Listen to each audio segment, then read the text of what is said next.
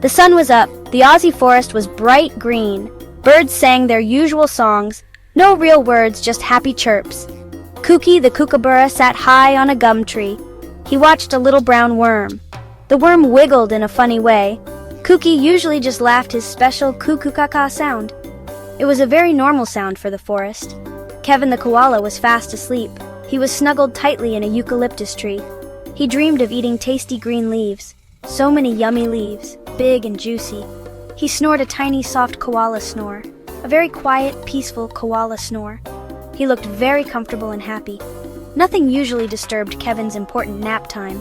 Wally the wombat was very busy. He was digging a brand new hole.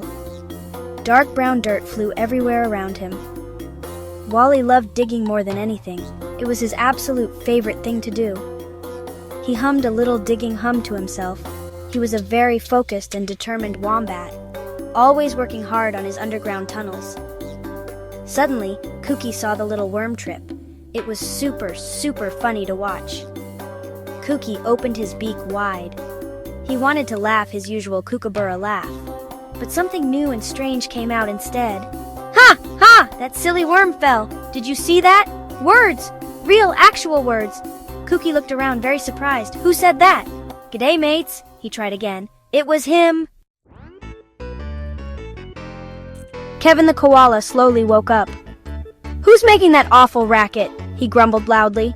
His sleepy eyes opened just a little bit. He saw Kooky on the branch right above him. Kooky looked very shocked and a bit scared. I think I just talked, Kooky squawked, his voice wobbly. Kevin blinked his eyes slowly. Talked? Don't be daft, bird. You just laughed too loud.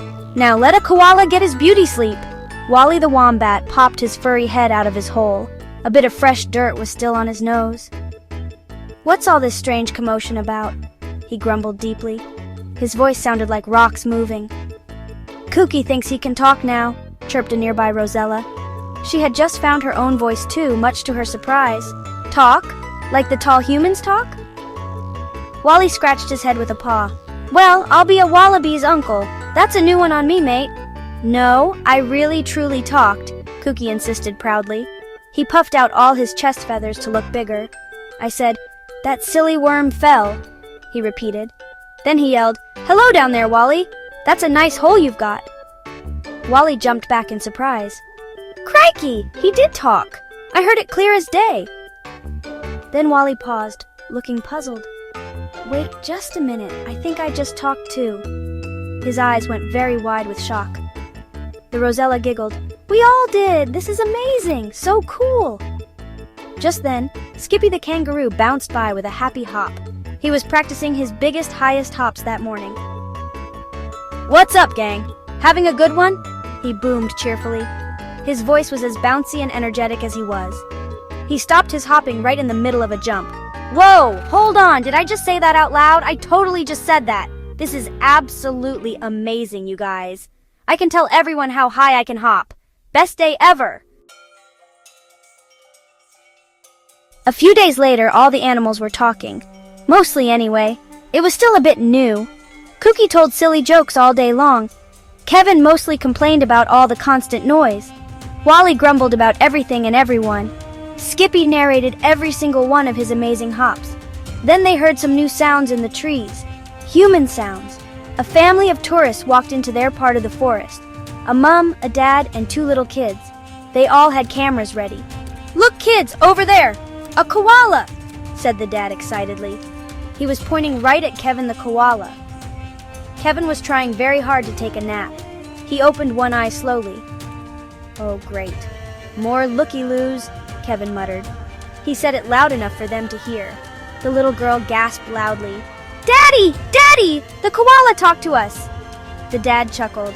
Oh, you have a very good imagination, sweetie. Koalas just make little grunting sounds. They don't actually speak.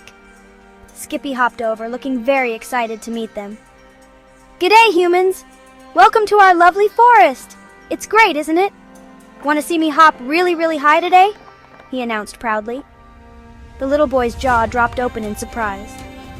The mum fumbled with her phone, trying to record it. Did that kangaroo just greet us and offer a performance? She stammered. Wally popped his head up from a nearby burrow. Yeah, he did. He's a bit of a show-off, that one. Always hopping about. Kooky, not wanting to be left out of the fun, flew down. What's the joke? Did someone say something funny? I love funny things. I heard talking.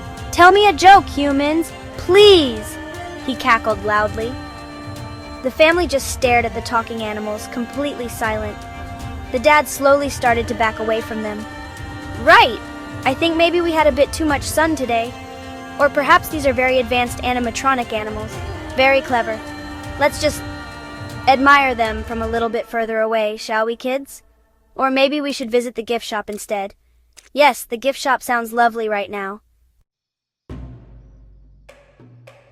The forest was never, ever quiet again after that day.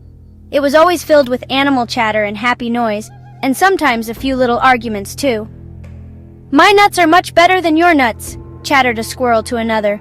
No way! My hopping is definitely higher than yours. Skippy would argue with a wallaby. Kevin just wanted everyone to please be quiet for a little while. Can't a koala catch 40 winks around here without a lecture on nut quality or marsupial athletics? He'd often sigh, his voice very tired. One day, a really big storm came to the forest. Rain poured down hard from the dark sky. The wind howled like a dingo with a stubbed toe. A little possum, Percy, got stuck high up in a tall tree. The branch he was on was about to break. Percy was very scared. He cried out, "Help me! Please help me! I can't get down! The branch is wobbly and I'm ever so frightened up here!" His little voice was full of genuine fear, clear and sad. Kooky the kookaburra heard him first. "Hey everyone, listen up! Percy's in big trouble," he shouted. His usual joking tone was completely gone now. "We need to help him get down safely, right now!" Skippy stopped boasting about his amazing jumps immediately. "I can try to reach him! I'm a good jumper," he offered. Wally, who usually just grumbled, said, "I can dig a big soft pile of leaves for him to fall on just in case he slips." Even Kevin woke up properly. All right, tell me what to do, but make it quick." Working together, using their new voices to coordinate their plan, they rescued Percy. Skippy carefully nudged the wobbly branch towards the ground. Wally directed him to the big, soft pile of leaves he had made. Kooky gave helpful directions from high up above. They learned that talking wasn't just for jokes or for arguments, it was for helping each other out when they were in need.